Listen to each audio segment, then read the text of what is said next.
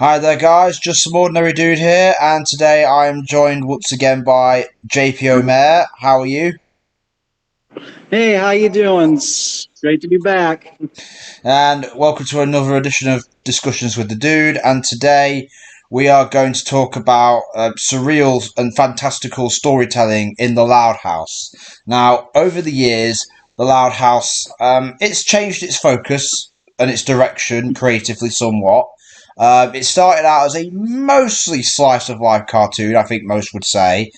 And over the hmm years, it's become a little bit.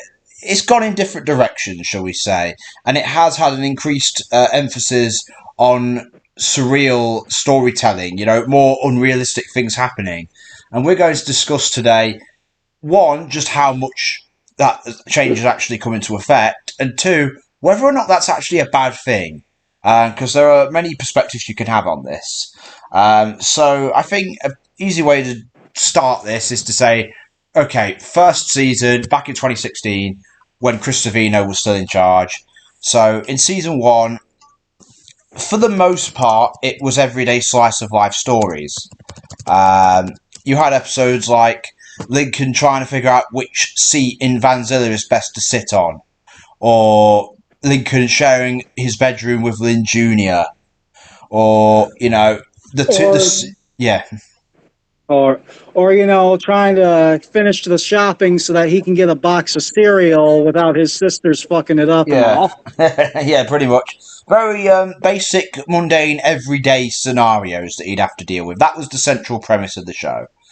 And under Chris Savino, for the most part, it did keep to that status quo of the early seasons. The very first episode was left in the dark, and it starts with Lincoln trying to watch his favourite show and get his sisters out of the way, and then it ends with a blackout and the siblings having to deal with it. And then it sort of continues like that.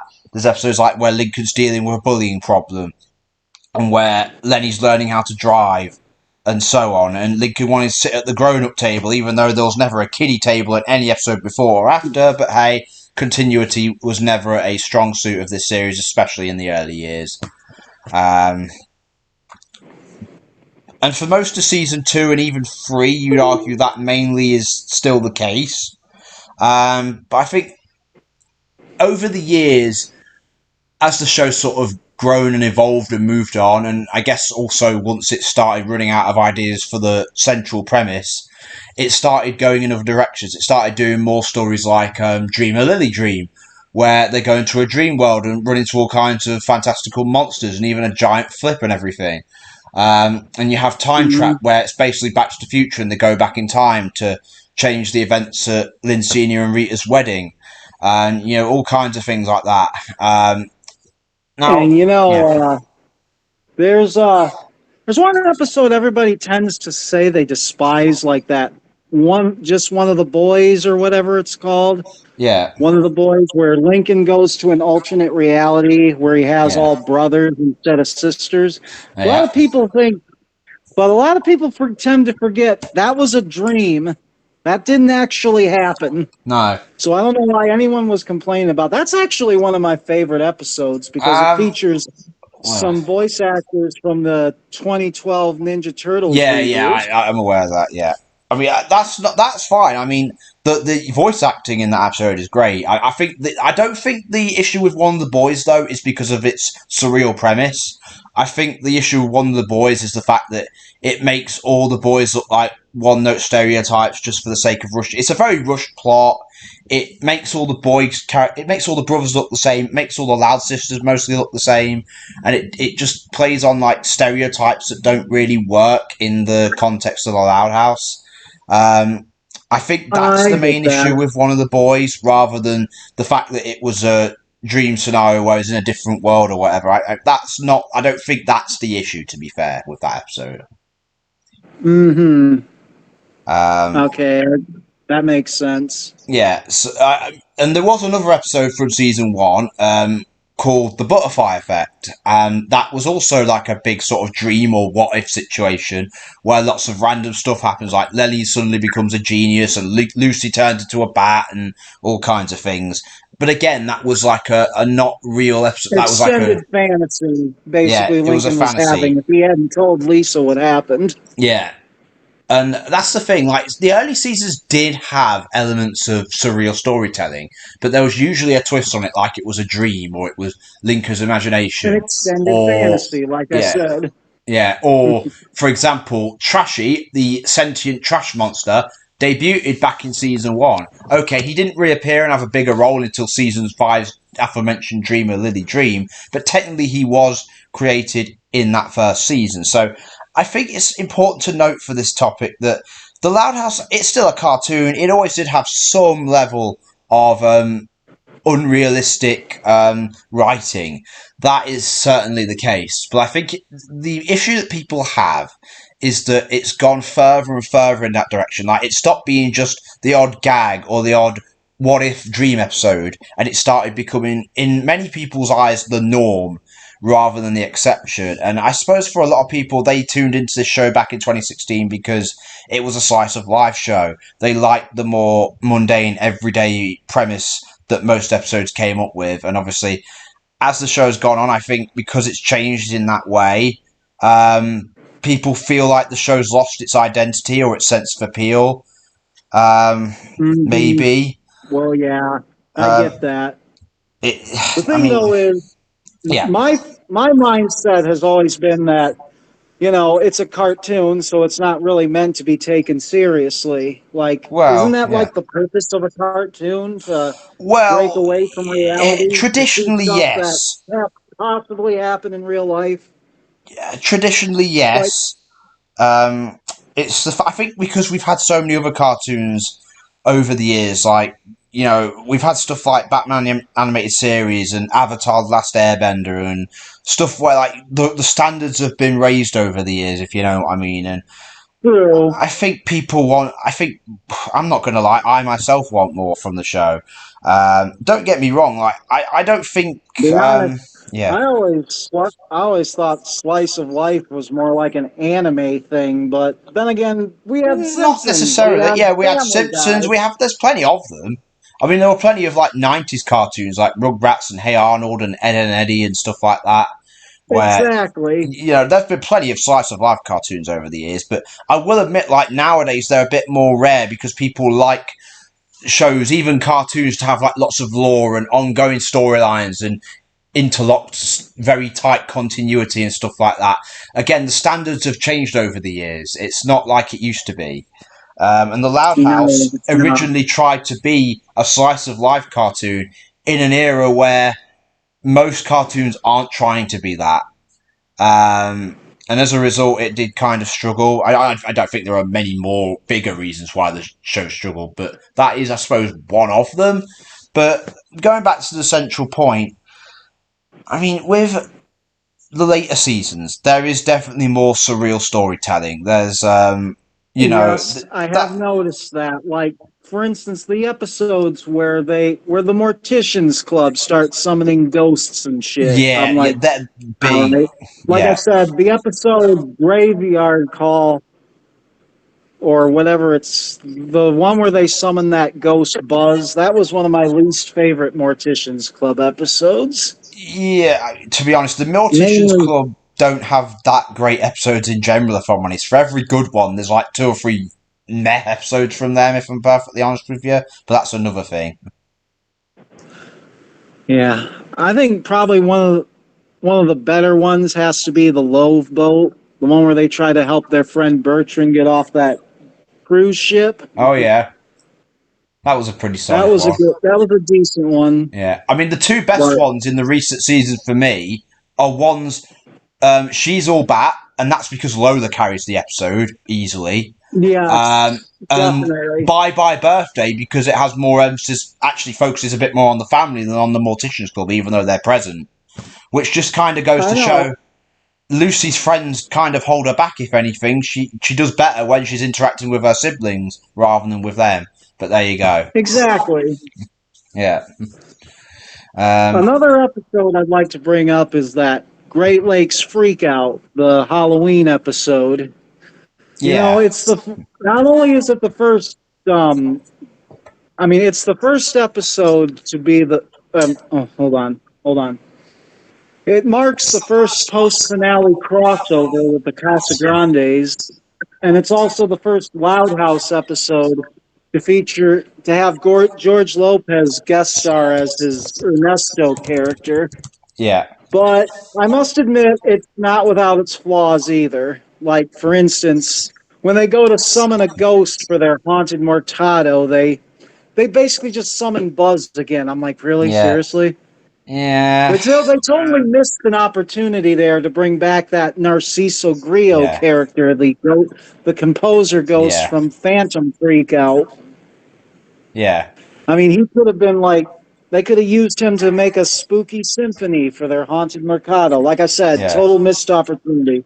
Plus, the whole absolutely. summoning zombie thing was a bit of a Yeah, stretch, I'll and admit. Although it and was pretty badass to see the Louds and the Casagrandes team up to fight zombies, yeah, it was a bit underwhelming too. It was a bit of a yeah, stretch. I'm like, seriously, when did we go from ghosts to zombies? yeah. And speaking of Lucy and the Morticians Club and all that, one episode that was solid, but again a missed opportunity. I've brought this up before. Sorry if I'm repeating myself, but season eight's The Winning Spirit. You know what I'm going to say to this. We could have had Yeah, a great Lynn and Lucy episode. They Lynn and even, Lucy, yeah, exactly. they But haven't really no, had instead one they since just Space Invader. Lynn just gets a mention, and she's Yeah. portrayed as a maniac for some reason. Even I'm though the like, oh, actual ghost that they summon, Speedy, ends up doing the exact same thing anyway. So it's like, right, if you could have done a lot of the same gags, you could have had the same Aesop, and it could have been more meaningful because it could have been an episode between Lucy and Lynn.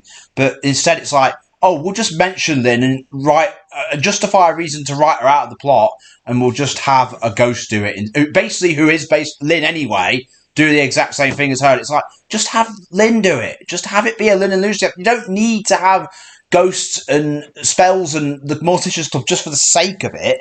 But that episode felt like it had to be. Oh, it's a Lucy episode, so it has to have spells in it. It has to have ghouls and like supernatural twists. It's like in that particular episode, I don't think it benefited the plot. I think in that instance, that's where I can understand the point that certain episodes.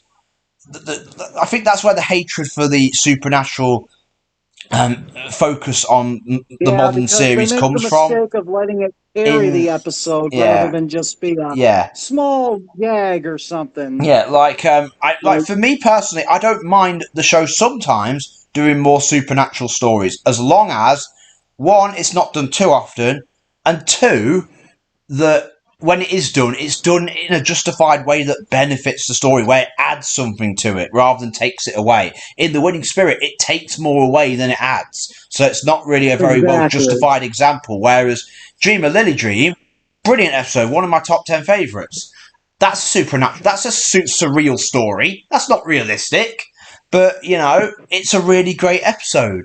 Really well written, well told, great character moments, some decent action moments, great visuals. You know, that episode is justified in being supernatural because it does something great with it. Whereas The Winning Right. Spirit, it's like, it's an okay episode that could have been a brilliant one if it had just focused on Lucy and Lynn. But there you go. And I'm not just saying that because I'm a Lynn fan. I just think that would have been the better episode. Because it's weird saying this Well, I'm because a now Lynn in fan season too, don't 9, forget. yeah, And I actually would agree with you there yeah. because I it would have been like again another missed opportunity, like you Yeah. said. Like, we've had, what, two Lucy in an episode so far? One from season 1, Space Invader, where Lucy wasn't even really the main focus. And again, the closest other than that is season 9's Crystal Balling. Crystal Again, Ball. Lucy isn't the main focus. So it's like, this could have been the perfect opportunity to have a Lucy and Lynn episode. But no, we'd rather have ghosts and spells instead. And that is where I think the disdain that so many fans have towards the supernatural element comes from. But I will point out two things. One, sometimes it can be used to the advantage to create a great story. And two, it's not as prevalent as I think people realise. And I'm going to give an example. I've got the Loud House wiki page for season 5 up right now. And season 5 is probably one of the more disliked seasons for two reasons. One, the increased focus on Lincoln and Friends episodes and certain side characters as opposed to the main family. And two, this was where supernatural storytelling really started to pick up relative to the previous 4 seasons. But Mm-hmm. how much does it really pick up? Is it really as overbearing as think people say? So, how many episodes have a supernatural, surreal plot element in there? So let's quickly go Other through them. than Schooled, Dream Lily yeah, but Dreams, the I'm only going one I through them can think episode of. by episode. So, Schooled, not really. The Boss, maybe, not really. Family Bonding's pushing it because it has a family of spies moving in. We could count that one. Strife of the Party, not really. The most unrealistic thing about that episode is the fact that all the guests liked Lana's trash-themed party, but there you go. Kernel of Truth, it's just a episode about Lincoln and Friends, but it's not really surreal in any particular way from what I remember. Ghosted obviously is. Blinded by Science is, because it has like surreal science involved, so that's 3 episodes. And then the next, That's the one where they were doing where Lisa was doing experiments on Flip, yeah, right? and Dr. Linnaeus Finding shows out up, that and he's basically not human. no, yeah, so that is a surreal plot. So we've got 3 so far. Band Together, not really. Cowpie Kid, not really. Saved by the Spell has a little bit of magic, but then again, with Lincoln's magic, it's like he does realistic It's just like magic tricks. tricks. They're just magic tricks, whereas it's like the problem with that is that Lincoln's completely redundant because Lucy and the Morticians Club have actual magic. They're like, yeah, sod off, mate. You're rubbish. Yeah, but I'm not even sure I'd count that. Next, we've got Seasons Cheatings, not really. A Flipmas Carol is, but okay, it's a parody of A Christmas Carol. It's not even like a. I don't even think it's a proper episode because Flip redeems himself in this episode and then he's back to being the next one, It's like. I'm not even sure. I'll count it, but what's that? 4 episodes then? No Bus, No Fuss, not a surreal episode. Resident Unheatful, not a surreal episode. Silence of the Lowlands is pushing it, but I'm not going to count it. I mean, I guess you could say Lily being a prank master is kind of unrealistic, but it's not that out of place for something that you would have seen in the early seasons, I guess.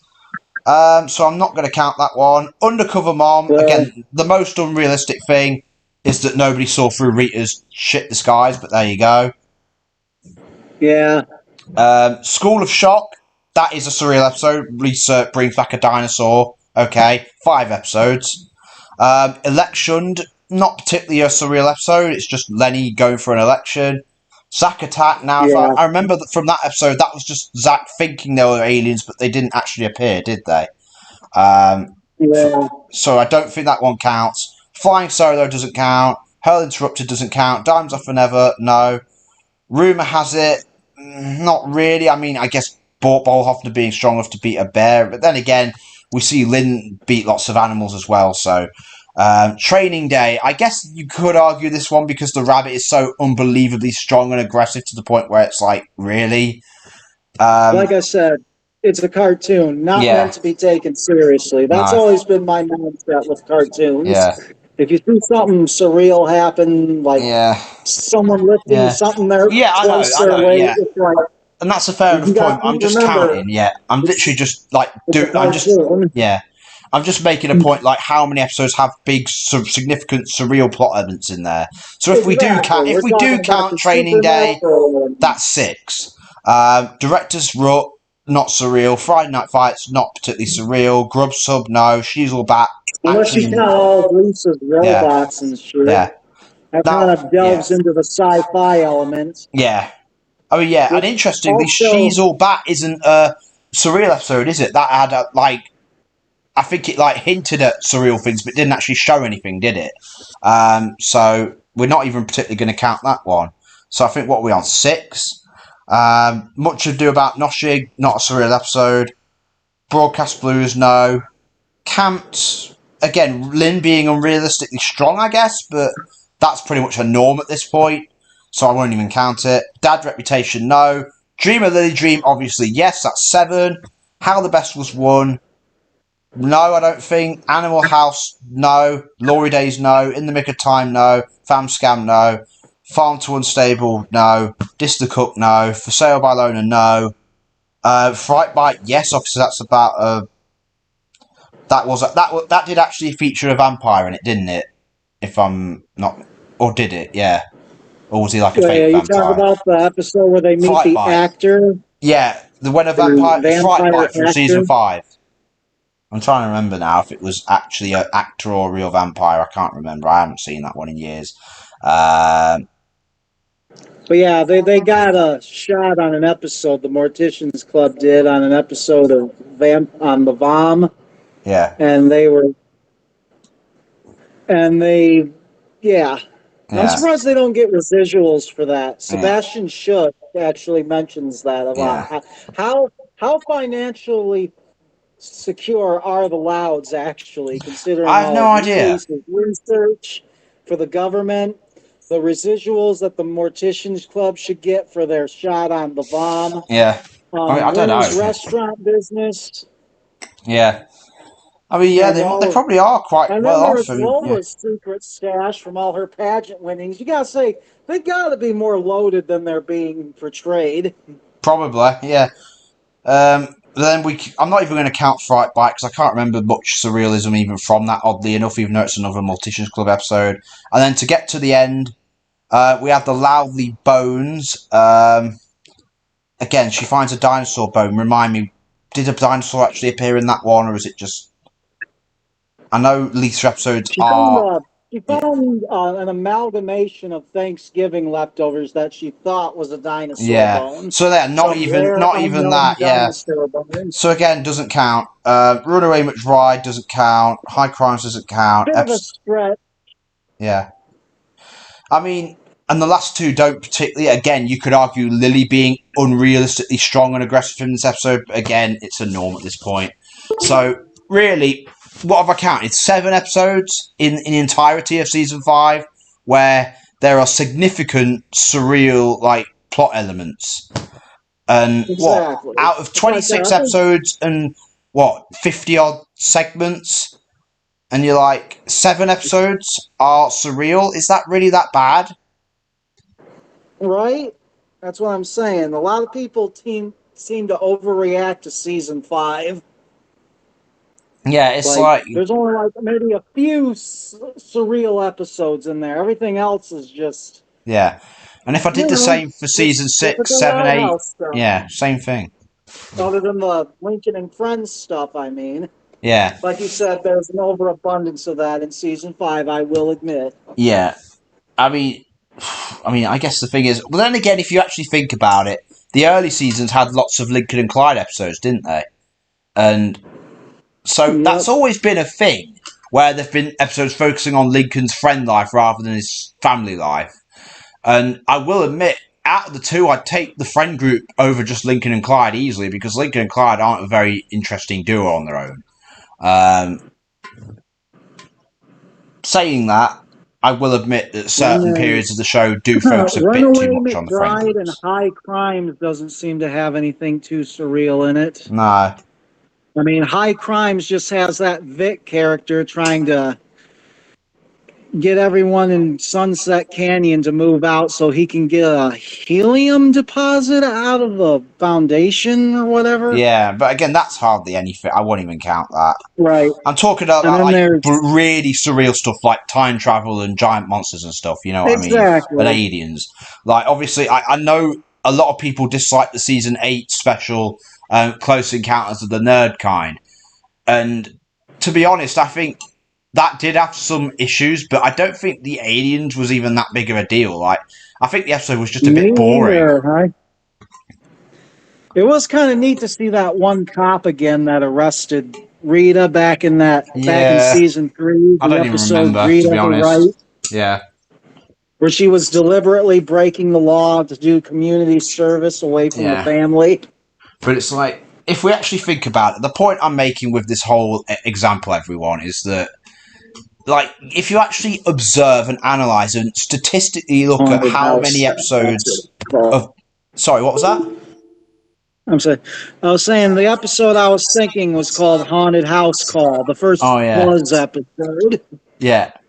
But yeah, the point I'm making is like if you actually statistically look at the series and the later seasons, you'll see that not that many episodes focus on surreal story elements. So it's not as big of a deal as I think most people make out. Like lots of people really get bothered by this, and I'm like, look, I get it. The episode's main appeal is slice of life stuff involving Lincoln's family. But I don't think it's as bad as people say. And what I will say is this: I'm going to make a proposal. One I briefly mentioned in that that little pie chart post I did a couple of weeks ago, which I'll link in the description of this Mhm. video. And I do actually say that maybe the show should do something similar to the My Little Pony series, which also, despite literally being set in a world where magic is the dominant force of the universe, it is a slice of life based series predominantly, and it mostly reserved its like more big scale supernatural stories for season premieres and finales, specials, and movies. And I actually think maybe the Loud House might benefit from doing the same thing, because that way you can still shake things up with these surreal episodes, but they'd feel more special. It wouldn't be like Mhm. there all the time. It would still feel like most of the show is a slice of life cartoon, which might tame people's anger a little bit on the series, its current creative direction. Um, but I still think like there is room for supernatural elements in the show, as long as they're well justified, they're not overused, and they do feel special when they're actually brought into effect. And that is something like, for example, episodes like The Winning Spirit don't particularly do that well, but Mhm. other episodes do quite well. Um, Yeah, for example, there's a season 6 episode called Space Jammed, yeah, which actually kind of made a pretty surreal joke about Lisa going to space. yeah, And again, her episodes kind of delve more into the sci-fi yeah. I element. mean, Lucy And and Lisa have well, there's the especially lots scenes of where she's yeah, passing other planets, and you know that how Elon Musk wants to colonize Mars at some yeah. point. Well, apparently in the Loud universe, all the planets have already been colonized because they all have Vegas style signs pointing to their planets. Yeah, yeah, So that seems pretty relevant for today's age. absolutely. Um, but yeah, it's like let's even bring into the fact that we have two movies from last year, both of which are not realistic slice of life stories in the slightest. I mean, in fact, all three No, movies, they're not. the Loud House movie, the I original mean, one from a few years had ago, a dragon in it. had a dragon in it and Exactly. magic and all that. And okay, not the best example because I know a lot of people don't particularly like the first movie, but I what thought about? it was okay, Yeah, I even though actually it liked felt it. like it just Yeah. felt less like a movie and more like an extended episode of the show with a slightly Yeah. bigger budget. Yeah, but I actually like the movie more than I think most people do. But I will admit it has its problems. But then you have last year's the Casagrandes movie and No Time to Spy, neither of which are realistic slice of life stories. One of them's a James Bond knockoff where the Louds are all like in in a spy action adventure. Although I do wish the Louds Exactly. themselves actually got more action in the movie because it's mostly just Myrtle. And the Casagrandes movie is literally a film about gods and demons and magic and all kinds of surreal stuff. And guess what? Everybody loved Exactly. both of those movies. So it's like, clearly there is room for it as long as it's done, as long as it's utilized in the right way. You know what I mean? Yeah, and Carlos Sr. out of nowhere is all buff and swollen. I'm like, where did that come from? Yeah. I think it's implied that he reads so much and he picks up and lifts around so many heavy books that it made him And really not strong over time. don't forget Rosa. She's pretty strong too. Maybe she gave him some, some pointers. Yeah. I mean, that's the thing, yeah. I mean, characters in the Loud House and the Casagrandes are inconsistently strong to, well, cartoonish extents, aren't they? Because that's just the way of it. Exactly. But yeah, the Casagrandes movie is probably the most supernatural and surreal the franchise has ever been, and yet most people really, really loved it. Punguari is easily one of the biggest breakout characters in the last couple of years, and she's a Yeah, demigod who can exactly. turn into a big blue sparkling coyote. It's like that. How is that slice of life? And And yet an people love it. owl. Yeah, she So turns into a coyote, an owl, and a bunch yeah, of yeah, all sorts of butterflies. things. You get what I'm saying though. It's like clearly there is a place for surreal And storytelling as long as apparently it's she done drew like a right. rabbit on the moon. Eh? So, Yeah. Yeah, yeah. that's it. Yeah, it's like everybody loved those two movies. So it's like if that kind of comes into conflict with everybody's general sentiment that the show should remain slice of life. It's like the Loud House. Let's face it, the franchise hasn't really like turned a lot of eyes in recent years. It's not really like done anything big. And last year, just for a little while, it felt as big and great and relevant as it always should have. Like, I think the Casagrandes movie on Netflix in its opening week was like one of the top 5 most watched things on Netflix at that time, which is quite a huge accomplishment, really. You know, it's competing with stuff like Squid Game and all kinds of things there, you know? Mm, And it's like, yeah, that's a pretty big thing. It's like, I've always wished that the Loud House would have been a much bigger franchise than it is. It was supposed to be.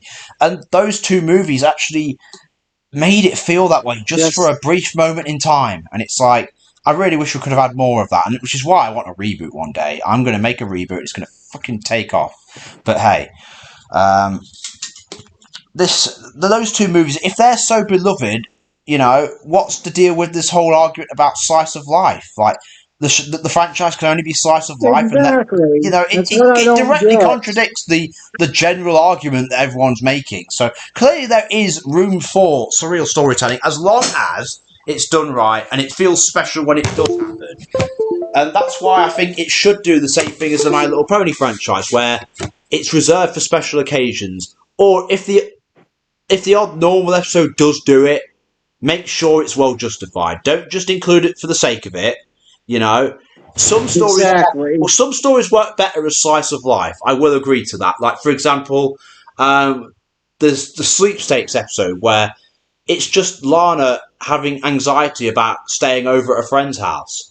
You don't need to include ghosts and zombies and giant mechs and all that kind of stuff in there.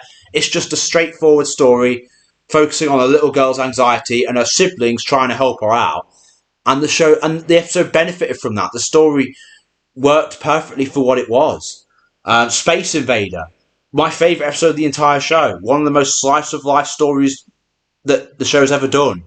And if it had included a giant robot out of nowhere at the end, I think that would have ruined it. You know what I mean? These are just hypothetical examples, but sometimes supernatural elements can ruin great storytelling, great episodes, but not always. And I think Exactly. that's the thing that people need to remember. You know what I mean? Exactly. Like, you know, like what would some of your favourite episodes of the show be? And are they particularly supernatural or not? Well, if I had to choose a personal favorite supernatural episode, Well, just episode in general. It of doesn't have to be supernatural particularly. or well, my favorite episodes of the show would have to be. Hold on, is that um uh hold on. Well, that butterfly effect episode you mentioned earlier, Okay. that Yeah. was I found that pretty entertaining. Yeah. And it really shows Lincoln what could happen if he just decides not to tell someone Yeah. something dire. He did an accident. He Yeah. should just let him know right away and get it out of the way instead of just letting it get to a point where Yeah. everything spins out of control. And yeah, Yeah. But yeah. And what would some of your favourite episodes be? um, probably a lot of the season 3 episodes are Yeah. probably a lot of my where a lot of Oh my yeah. favorites are Yeah. like Best uh, season. really loud music. Yep. Um, the episode Stage Plight, which was the first episode to kind of branch out Luann's character, not just make her a practical joker and all. Yeah. because it shows that she has a dramatic side, Yeah, and it also focuses on her yeah, relationship with Benny and Mrs. Bernardo. yeah. It shows that she's not just has a one dimensional character. But that goes to show the They point, really though, doesn't it? branched her out. Like let's take those 3 episodes. 2 of them are slice of life, pretty much. I mean, one's about Luan in a theatre club doing drama, and one's about Luna, just following her desired career path as a big music star. Unfortunately, she doesn't get to do it the way she wants, but hey, that's life for you. But those two are relatively realistic stories, if you like. But then you also have the butterfly Exactly. effect, which is surreal, even though it's like a what if episode more than anything. It includes a lot of Yes. surreal big plot elements. But in that instance, Another it's one is, relatively well oh, justified. So it's like it sorry. goes to show there's space, there is room for both things in this show to a point.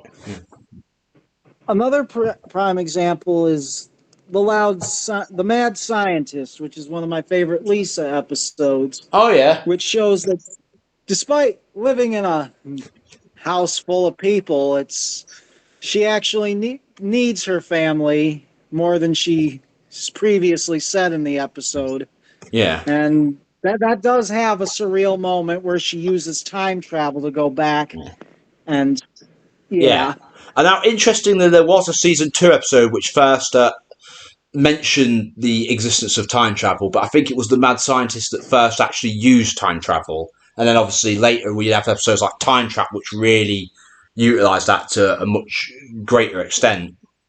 But yeah, perfect example you just mentioned there. There's the resolution to the plot is something supernatural.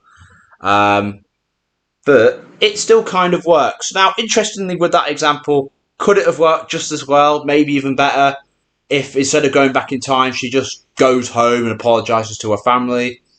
Yes, but I think the resolution we got still worked. It still ended up being a really good episode. Um, it didn't take that much away from it. It worked. It worked well enough. The Mad Scientist is still a great also. episode, but Another favorite of mine is Scales of Justice, which is a great Lana episode where Juvenage's she tries imagination to help hates that these one. fish, Mm. but she has to try and help these fish Yeah, and stop these construction people from destroying their breeding ground.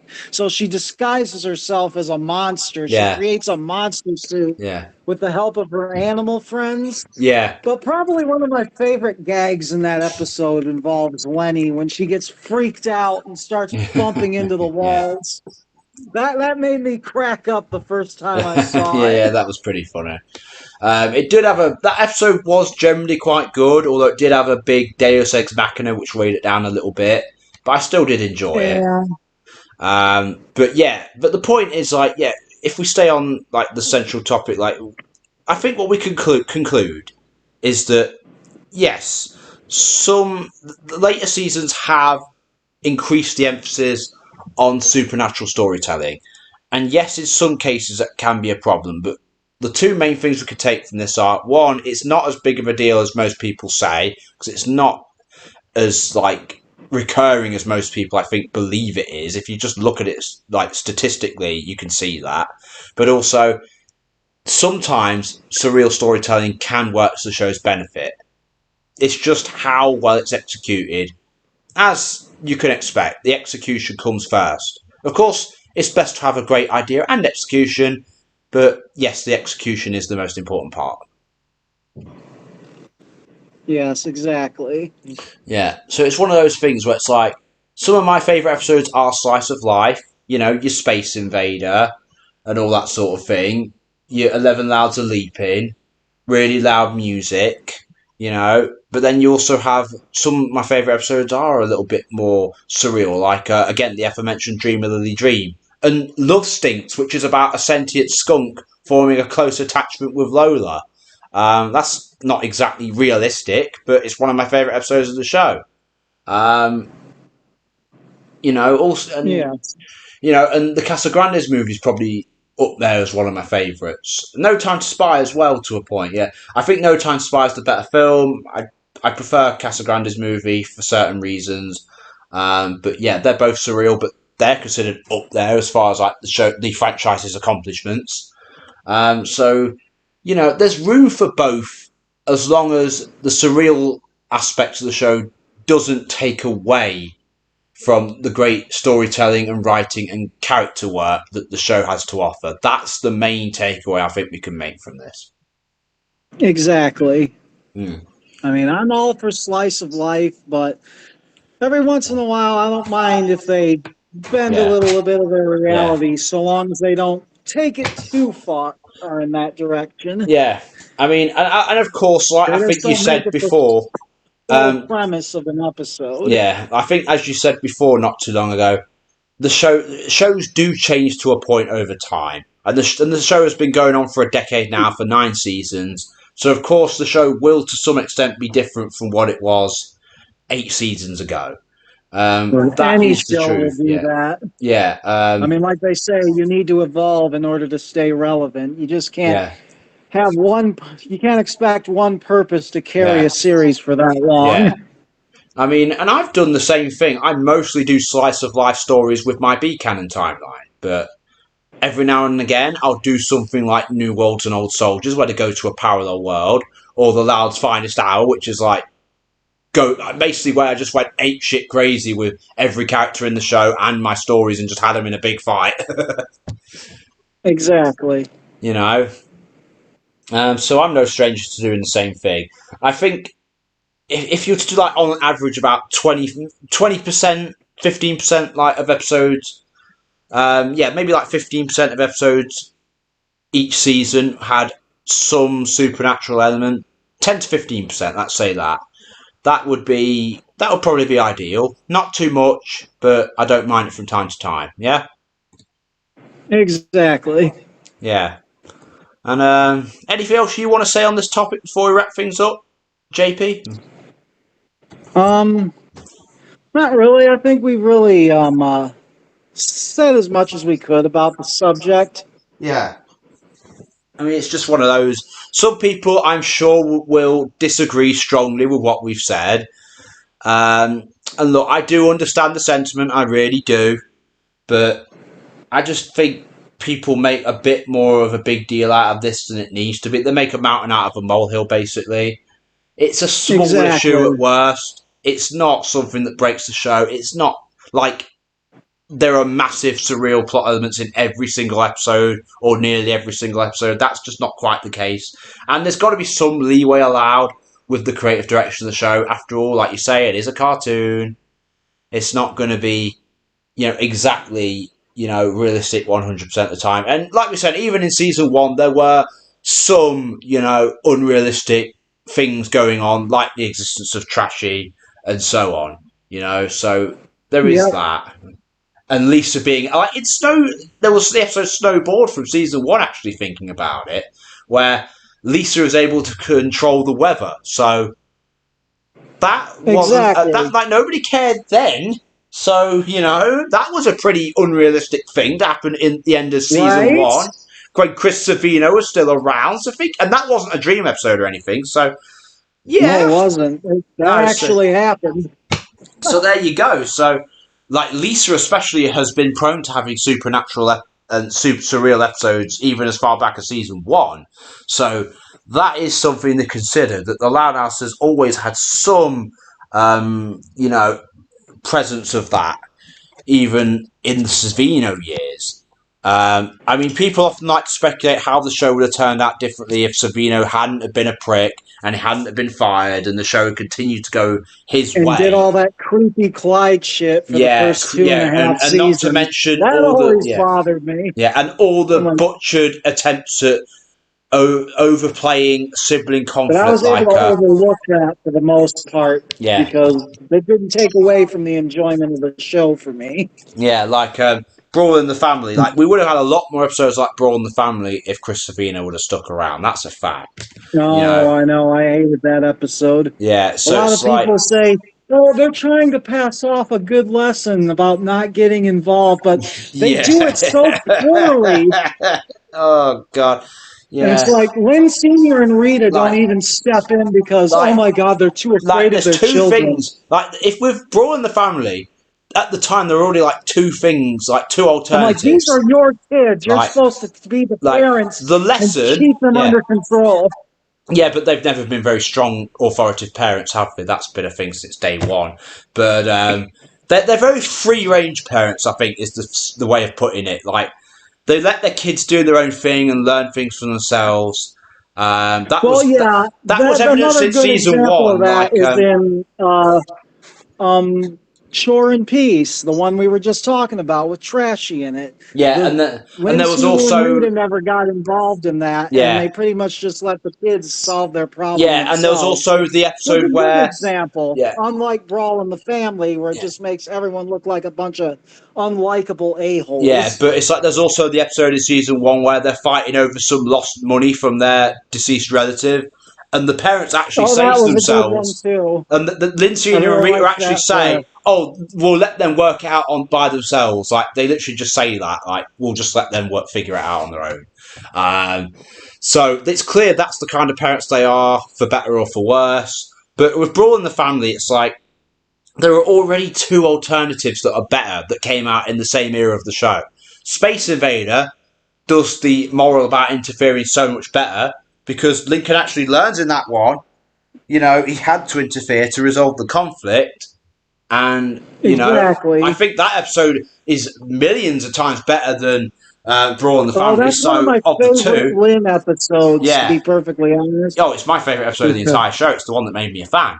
But and then there was also later on in the same season, season two, there was Room of a Feud, which was Brawl in the Family done better. Like all the siblings are into conflict, exactly. and that was a more fun episode than Brawl in the Family. Like it did the character work and the storytelling and the writing better than Brawl in the Family. Yeah, I So like to think of that one as, yeah, like Brawl in the Family done right. exactly, you don't Room need with a Brawl in the Family Feud. anymore. Just skip that one and go to Room of a Feud. There you go. Yeah, so there you have it. Brawl in the Family, you can just get rid of it. Same with No Such Luck, to be honest. So yeah, people who Yeah, say, I "Oh, actually Chris just Savino should come recently back because it'll be," revisited that yeah, episode, and to be yeah, honest, it's not as painful to sit through yeah, as Brawl in the Family was, but it's still pretty bad. yeah. But I the mean, point, Lincoln pretty much did, bring it on himself by pretending that he was bad luck to the rest of the yeah, family. But yeah, yeah. yeah. What I mean, it is what it is. But then But once he tries to convince everyone that he's not bad luck, it's like they're just way overreacting because of Lynn's superstitions. yeah, but it's like I just pretend that I That just episode really didn't do Lynn any favors no. either. It just made it come off as becoming inconvenient for Lincoln. It's Yeah, like, it's why and I that's do probably wish what the show would created have a lot more of episodes. haters for her. Yeah, the show needs more episodes with, like Lynn doing good things for her brother, just to like shut the haters up once and for all. Like I've given them plenty of Yeah, examples. Show writers, just fucking do it. Seriously, no excuses. You know. Although at this point, I don't think they exactly. will. That they won't do it. That Because they're good Lynn writers, is but one they of my don't favorites, understand. and I hate how much she's got a bad rep. Yeah, you know. Wow, we really have gone off topic at the end of this Yeah, we video. do. We We always started talking do. about surreal elements, and now Yeah, yeah. I we're know. pretty much I know. We talking always about end up doing Lynn that in and these. stuff. Don't worry. We always end up doing that. Um, but Yeah, yeah, no big deal. yeah. But yeah, I suppose we'll wrap things up because yeah, we've pretty much said what we need to about the subject. But all I will say, for those of you who want Chris Savino back, really, you really think the show would be better if he returned? I don't.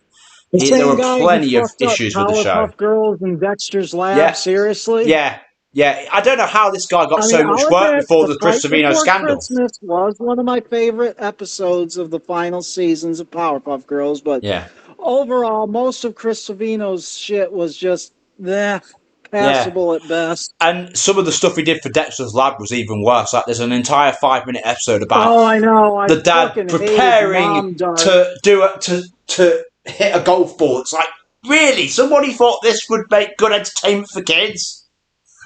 Fucking Dexter and Kusi have to fight an anime alien to save some magic talking dog. I'm like, what happened to Well, this show? to be fair, Dexter's Lab is the sort of show that would do that sort of thing. So with Dexter, it's kind of like that is, I don't mind, like, supernatural elements in Dexter and Powerpuff Girls.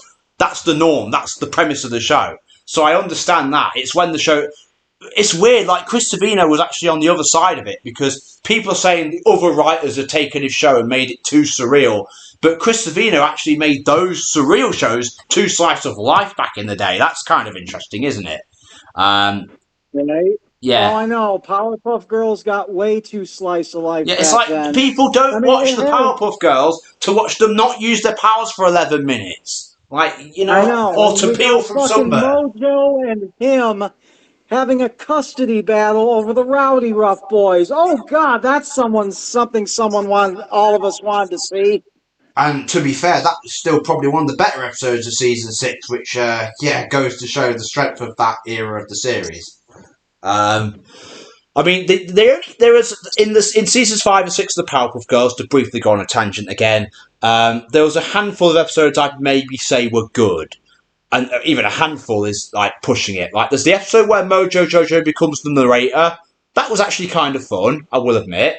Yeah, The episode where, even though like it completely made no sense was stupid, I did like the gnome episode just because it like had big stakes and like some memorable moments in it. Um, Even though if you actually look at the plot, it makes absolutely no sense at all. It is ridiculous. But the only genuinely like really good episode from that era was the Seducer and Gangrene Gang episode. I remember that being really good. I Um, did. I remember seeing that with my cousin one night. We thought that was pretty neat. yeah, like that almost felt like a season 1 to 4 episode, like, but with season 6 animation. Exactly. So I was like, somebody actually returned to form just for one 22-minute episode, and I'm like, good on you. But yeah, I'm just saying, for those of you who are so bothered about surreal storytelling in the Loud House, to come back to the main point, bringing back Chris Savino would not help. It would It would make replace things these worse. issues with arguably much worse ones. So no, Savino is not the solution to the Loud House. That is not the He case. is not. No. So yeah, let's just put Oh, it on that. Of the two, I would take surreal storytelling over episodes like Brawl in the Family any day of the week. So exactly. there That you that's go. my mindset. I'm like, I'd take about a dozen Lincoln and Friends episode before I have Yeah, I that mean, a-hole mess everything up again. yeah, I mean, what I would say is, like, with Lincoln and Friends episodes, maybe have more episodes where the friends are interacting with the siblings, like with the sisters. Like, we had Cowpie Kid with Liam and Lynn, and that was easily like Liam's best episode. Um, and then Yeah. I also did the story where Lucy and Stella interact, for example. So there's stuff Yeah, like that that. would be good. So, maybe do some of that. If you're going to have Lincoln's friends in it all the time, at least have the I sisters remember there as well. someone on Reddit had an episode idea, or was it Facebook? Well, it's about Lisa getting a crush on Zach or something. Which would be a little bit weird. Yeah, but okay. I mean, that would be weird. Yeah. That's study muffin territory, and I do not want to go there. Worst episode than Brawl in the Family. Worst Yeah. episode of the show. No, not going there. Yeah, I'm glad they got away with that because it wasn't just Clive. Remember, they also had Carl crush on Laurie for a while as well, and that's even worse because he's like Yeah. 6. Yeah, Yeah. I thought he was 8. I think I yeah. read somewhere Carl was 8, but that's still. Well, either way, Yeah, it's you're still right. like, come on, yeah. That. But anyway, we're going off topic. We've been on here Yeah. for an hour now. We're sort of going on to tangents. But yeah, so We I'll leave it really to are. you guys in the comment section. What do you think? Is it really that big of a deal, surreal storytelling in the Loud House? Do you prefer slice of life? Do you actually like it, them doing that from time to time? Do you really want Chris Savino to come back? Let me know in the comment section below. Like this video. Also, go and follow JPOmare on all the websites he's on because he's pretty cool. Thanks for being on this podcast again. Alrighty. Yeah. And I'll see you all next So, time.